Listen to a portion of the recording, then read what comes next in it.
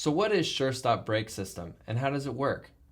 SureStop uses a special sliding brake pad, which we call slide pad. When the rear brake is applied, the slide pad is pulled forward by the rear wheel, which pulls on the front brake cable, which pulls on the front brake. This design allows for automatic brake distribution with one hand and prevents braking mistakes. The first thing you want to check is the height of the slide pad.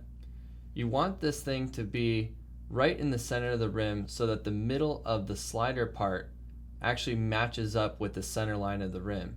This will get the brake pad on proper height on the rim surface.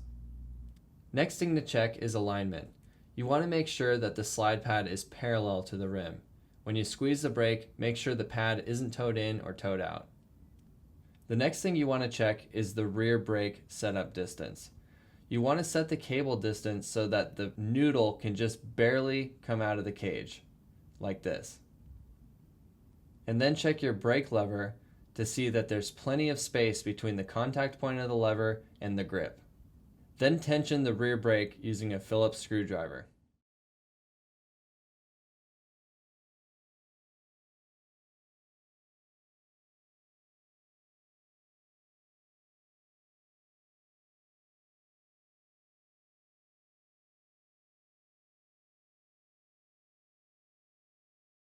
You want to make sure that your cables are seated properly, that the noodle is seated in the slide pad, that the housing is seated in the noodles.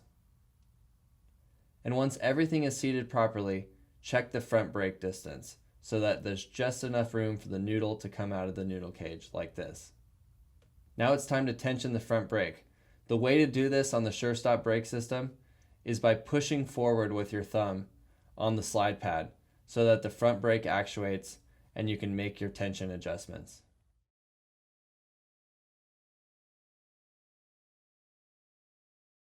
The last check is to make sure that all brake bolts, the brake pads, and the anchor bolts are tightened down to 6 to 8 Newton meters with a torque wrench. This ensures safety on the system and makes sure that nothing will come unseated.